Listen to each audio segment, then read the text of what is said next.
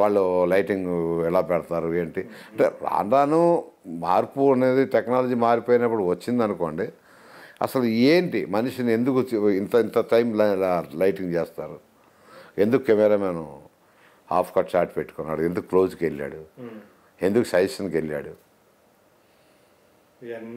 ఇవన్నీ అడుగుతూ ఉండేవాడు, నేర్చుకునేవాడు.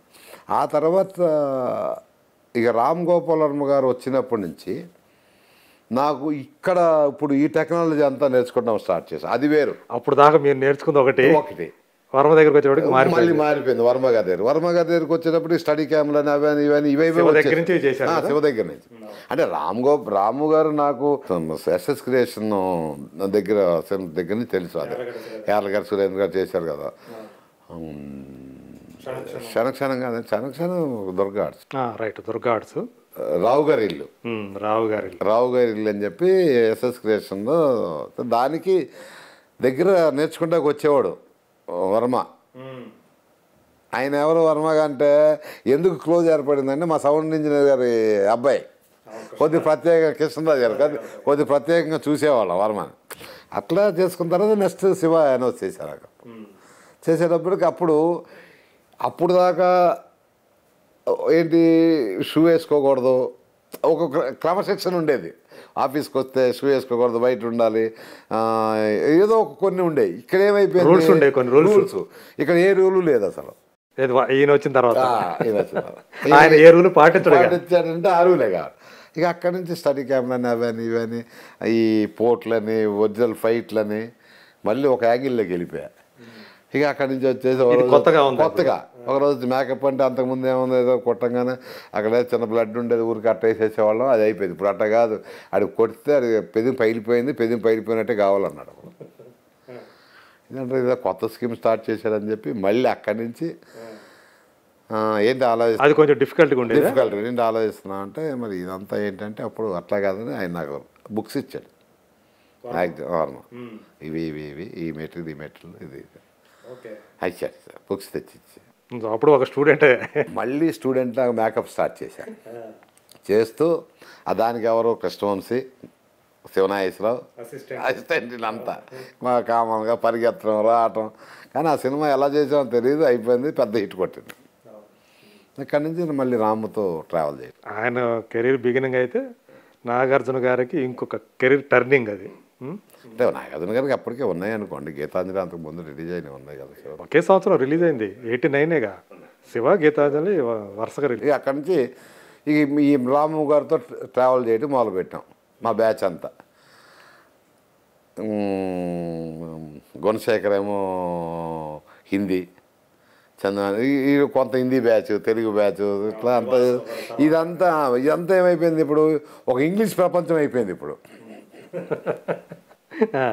జాలీగా అందరూ ఎంజాయ్ చేయటం కానీ అంటే ఫ్రీ అనమాట. ఇప్పుడు అంతకుముందు దసరా వస్తున్నారు డైరెక్టర్ గారు అనగానే చేతులు కట్టుకొని, హీరో గారు వస్తున్నారు చేతులు కట్టుకొని, మనకు ఒక గురువులు ఉండేది. ఇదేమైపోయింది ఫ్రీ బర్డ్.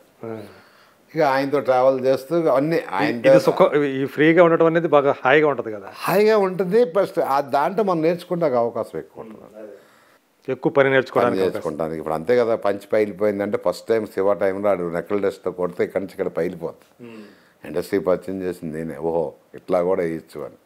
ఆ తర్వాత రాత్రి సినిమాలు, ఆ సినిమాలు, ఈ సినిమాలు, మరి అన్నమయ్య సినిమాలు ఇవన్నీ చేశానంటే రామదాస్ కానీ మన అన్నమయ్య గెటప్ రాఘవేంద్ర గారు. అప్పుడు నాగార్జున గారు వయసు అంతా ఏంటి, అంత 90 years. భయపడ్డా. వైట్ అండ్ మొత్తం వైట్ వేసి మేకప్, విగ్గు లేదు, ఓన్లీ కలర్. విగ్గు పెట్టలేదు అసలు, వాడలేదా అన్నమయ్యకి?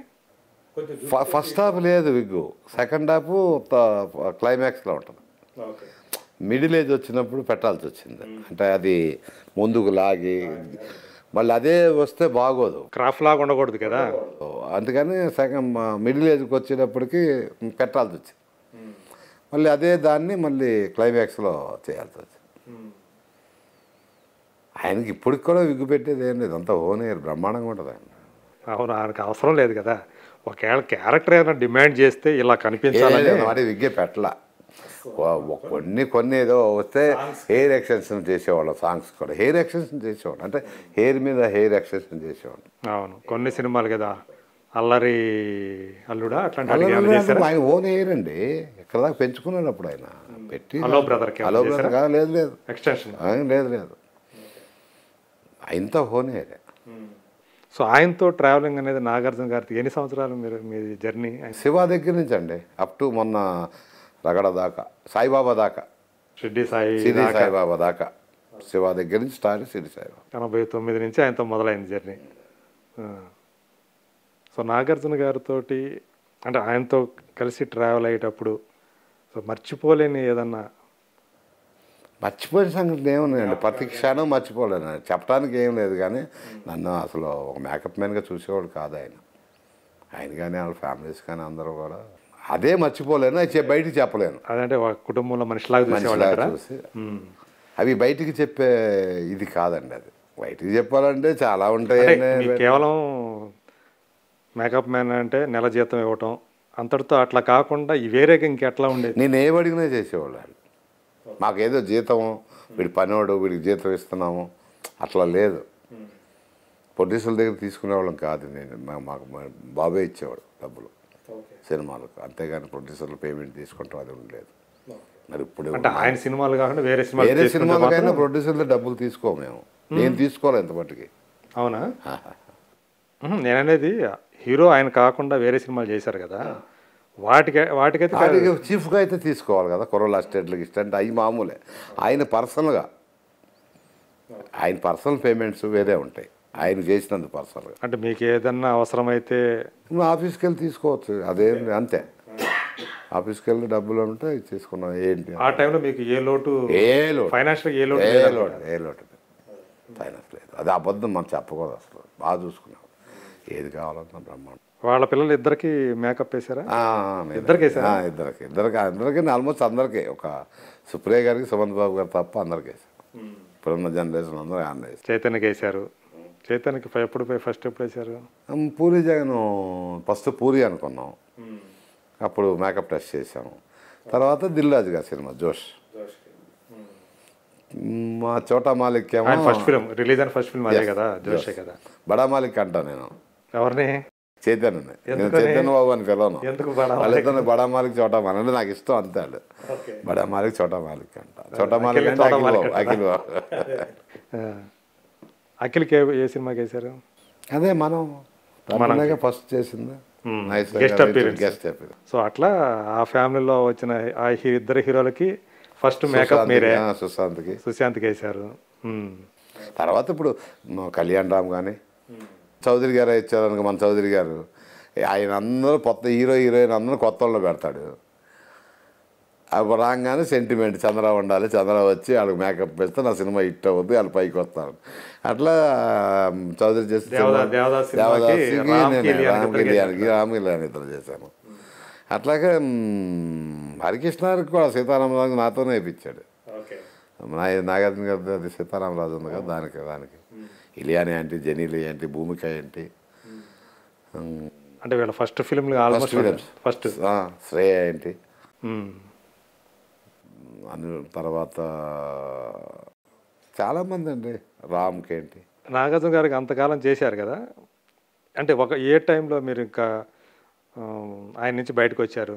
అంటే బయటకు వచ్చారు అనుకోవచ్చా, లేకపోతే ఇంకా బయటకు వచ్చాను అనుకున్నాం కాదండి. అది ఒక చిన్న మిస్లీడ్ అయిందండి. అది మా మదర్కి చెప్పాను ఆల్రెడీ మొన్న కూడా, ప్రభు దాంట్లోనూ ఆవిడకి ఏజ్ ఎక్కువైపోయి మనస్థిమితం ఉండేది కాదు మా మదర్కి, అమ్మకి. సో అమ్మ నా దగ్గరే ఉండేది. సో ఆవిడకి ఏం చేయాలని నేను ఒకసారి తలుపులో బయటకు వచ్చేసి చాలా విపత్సం చేస్తున్నప్పుడు ఇట్లా ఉండేది కాదు నాకు. కొద్దిగా మదర్ డిస్టర్బెన్స్గా ఉండేది. అక్కడేమో ఆయన మీద ఏం జరుగుద్దో ఏమి ఏక కూడా వాళ్ళని ఇచ్చేవాడు కదా, అంత పర్ఫెక్ట్గా చూసుకునేవాడు. సో ఏంటంటే అటు ఇటుగా నాకు ఏదో డిస్టర్బ్ అయ్యాను బాగా. అది నాకు ఎందుకు డిస్టర్బ్ అయింది తెలీదు. అంటే రెండు మేనేజ్ చేయడం కష్టం అయిపోయింది ఇంట్లోనూ. ఇప్పుడు అలాంటి టైంలో నేను షిరిడి సాయిబాబాకి బాదామి వెళ్ళాం. బాదామి వెళ్ళినప్పుడు రాత్రి ఒక 10ంటికో ఇప్పుడు ఫోన్ వచ్చింది, ఇట్లా అమ్మ చాలా సీరియస్ చేస్తుంది అది ఇది. ఈయన లేచి చెప్పడానికి లేదు అంటే దానికి మనం ఎలా ఉంటాం, మా 8:30 దాటిందో తెలుసు కదా. సరే కారు వేసుకుని ఆయన చెప్పకుండా వచ్చేసా, అమ్మ కోసం వచ్చి బాదామి నుంచి హైదరాబాద్కి వచ్చేసారు.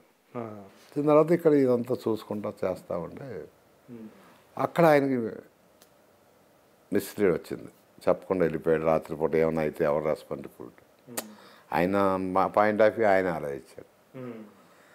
ఆ గ్యాప్ కలవలేకపోయాను నేను ఇంకా ఆయనతో. అంత ర్యాంప్ మీరు అప్పుడు చెప్పబెట్టుకుని వచ్చినప్పుడు మరి ఆయన ఎవరు చూసుకున్నారు? అది నా తప్పుగా ఇంకో కుర్రోడు ఉన్నట్టు పెట్టే వచ్చాను. బట్ అది మనం చేసిన తప్పుని ఆయనతో ఆ ర్యాంప్ మెయింటైన్ చేయలేదు. కమ్యూనికేషన్ గ్యాప్ వచ్చేసింది. వచ్చింది, చేసిన తప్పు అని నాకు తెలుసు. అది నాకు ఉన్న సెంటిమెంట్ ఏంటంటే, సెంటిమెంట్ కూడా కాదు, నాకు ఏదన్నా ఇప్పుడు మనిషి చూస్తే చాలా రఫ్గా ఇట్లా ఉన్నాను అనుకుంటారు, కానీ చాలా సున్నితమైన ఇది.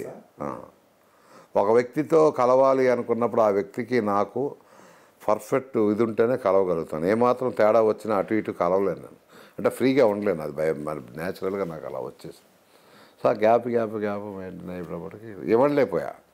ఆయనేమో నన్ను అనలేదు, కానీ నేనే ఇక లాభం లేదులే, మనం అంత ద్రోహం చేసినప్పుడు ద్రోహం చేశారని మీరు రియలైజ్ అయ్యి అంత ద్రోహం చేసే వ్యక్తిని మనం చేయటం కరెక్ట్ కాదని తప్పుకున్నా. This is fact. బట్ మీరే చెప్పారు ఆయనకి? నేను చెప్పాను. అంటే ఇంట్లో పరిస్థితులు మరి చెప్పలేదు దానికి, ఇది పరిస్థితి అని ఎందుకు చెప్పలేకపోయారు మీరు? అర్థం చేసుకుని ఉండేవాళ్ళు కదా, అంటే మీ ఇంట్లో సంగతి ఆయనకి తెలియకుండా ఉండదు కదా. ఇప్పుడు ఆపరేషన్ లేకుండానే మోకాళ్లకు ప్లాస్మా ట్రీట్మెంట్, మీ ఆర్థోపెడిక్ సమస్యలన్నిటికీ రోబోటిక్ టెక్నాలజీ ద్వారా తక్కువ ఖర్చుతో శాశ్వత పరిష్కారం, ఫ్రీ కన్సల్టేషన్, ప్రతి ట్రీట్మెంట్ పై 20% డిస్కౌంట్. ఈ ఆఫర్ కొద్ది రోజులు మాత్రమే, త్వరపడండి. V9 hospitals 9281465842.